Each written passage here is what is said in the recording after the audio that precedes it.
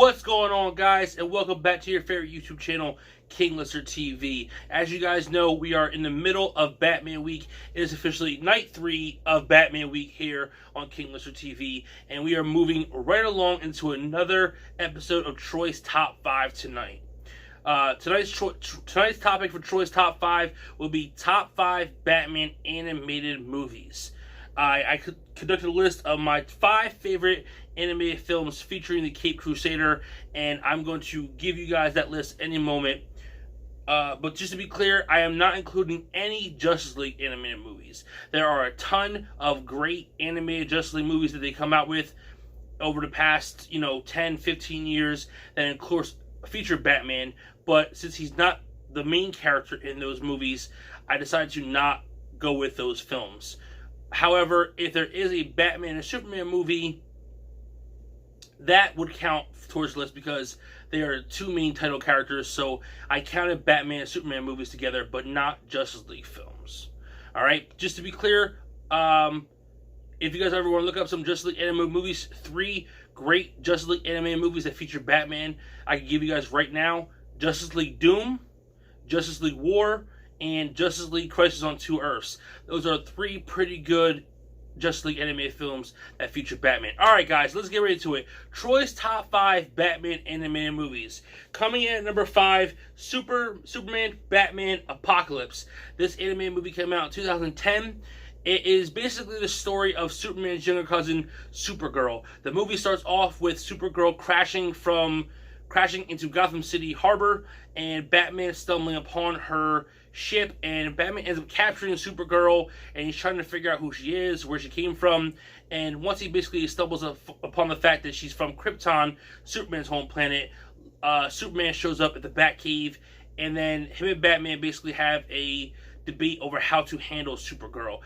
Superman obviously is super excited because it's his family, it's his first family he's ever had here on planet Earth, so he really wants to, train her and keep a close eye on her, whereas Batman thinks she could be dangerous, just like Batman would. He sees a threat. She's obviously super powerful, and he thinks someone could be trying to use her to get to him, to get to Superman. So Batman's obviously much more weary of her than Superman was. It's actually a really good animated movie. It features not just Batman, Superman, Supergirl, also Wonder Woman's in it, and the big villain for the movie is Darkseid, who is not only the ruler of the planet Apokolips, but he's one of the biggest big bads in the whole DC universe. And honestly, this movie, Superman Batman Apocalypse, has one of my all-time favorite Batman moments in it.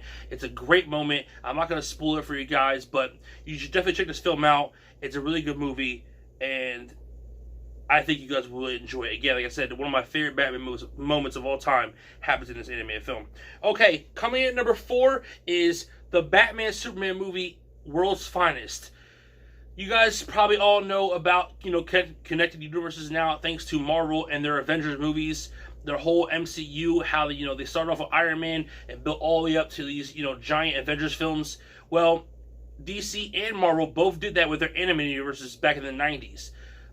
Back in 1992, DC launched Batman animated series, and later in the decade they launched Superman the animated series and the New Adventures of Batman and Robin. Eventually they would launch Static Shock, Batman Beyond, Justice League, and Justice League Unlimited. But before any of that could happen, they had to have their first official crossover. And originally, this animated movie, World's Finest, was a 3-part episode in the Superman animated series, and it features Superman and Batman meeting for the first time in this animated world. The villains of the movie are Lex Luthor and the Joker. They team up. Basically, Lex Luthor pays the Joker an absurd amount of money to try to kill Superman. The movie also features Harley Quinn. It's a very fun movie. It's the first time you ever going to see Batman and Superman really together in this animated universe, and like I said, this would lead to eventual TV show for Justice League and Justice League Unlimited, which are 2 of my favorite series of all time. So without this movie, World's Finest, that came out in 1997, it wouldn't have been possible. But it's a really fun film. You get to see Batman interact with Superman.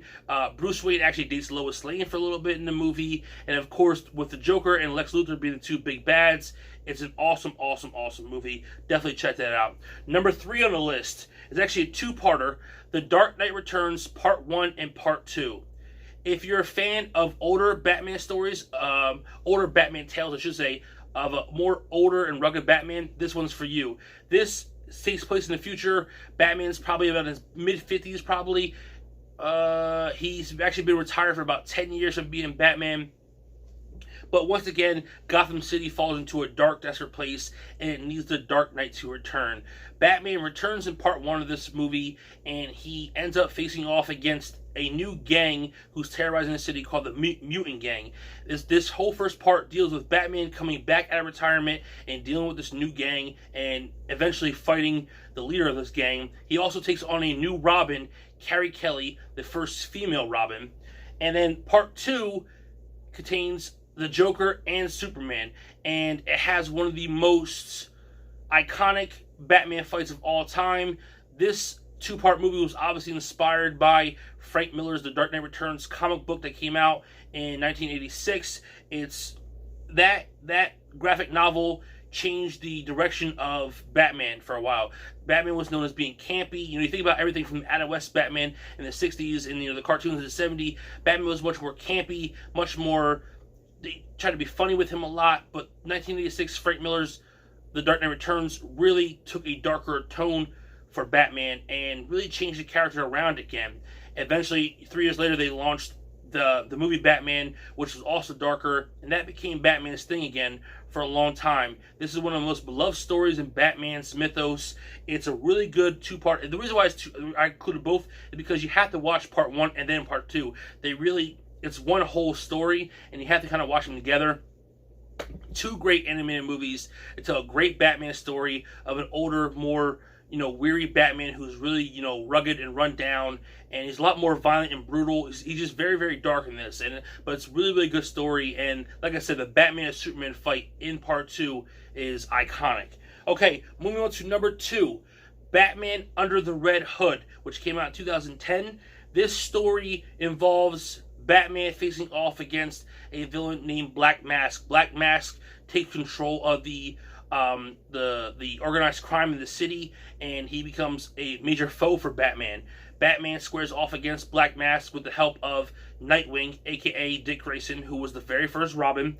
He squares off against Black Mask and begins a war against Black Mask, but someone else intervenes. The Red Hood, a new mysterious villain who shows up in Gotham City, who has a very personal attachment to Batman and his past.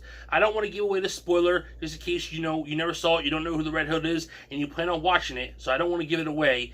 But if you know, you know. And it's just a great story. The Red Hood is a very popular character in the Batman family. I would love to see the Red Hood eventually get brought into live action. I don't know if that could happen with the Robert Pattinson trilogy, because if it's just a trilogy, Pattinson's too young to really pull off his story, because you need to have an older Batman. It would have worked with Ben Affleck. If they could have done a Ben Affleck trilogy of movies, they could have done a Red Hood story for sure. But unfortunately, I don't think we're going to see it unless Pattinson becomes Batman for the next 10, 15 years, and maybe down the road we could see it.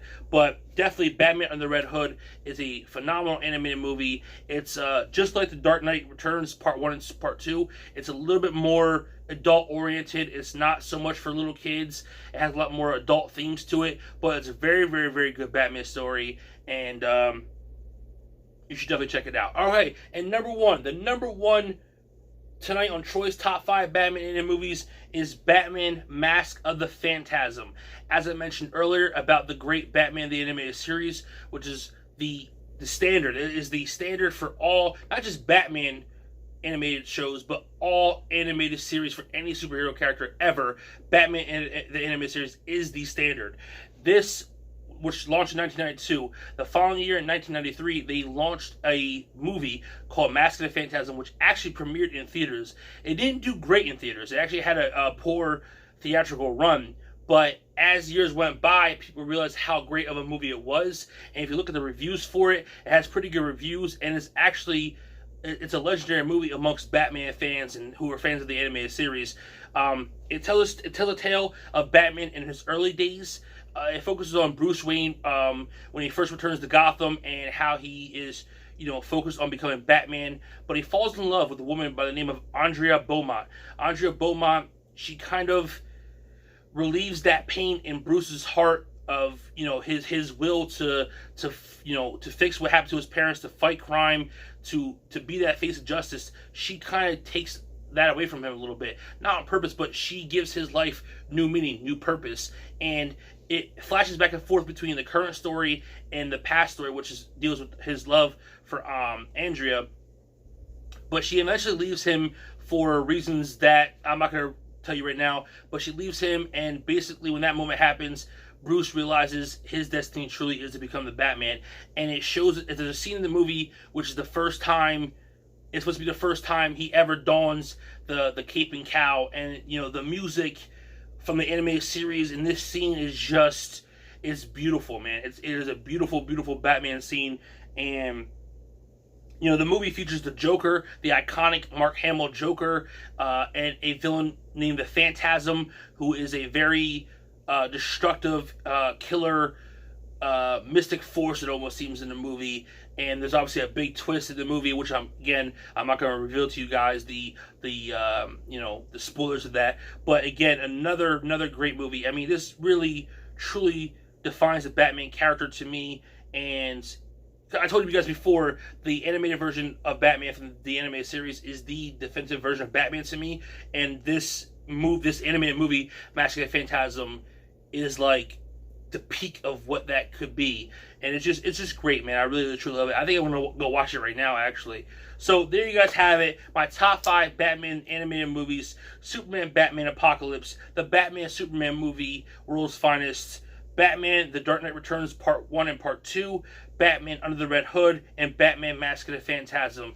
Check those out, man. Let me know what you guys think. What's your favorite Batman animated movies? Have you ever seen any Batman animated movies? Please let me know in the comments down below. If you like this video, please like, share, subscribe.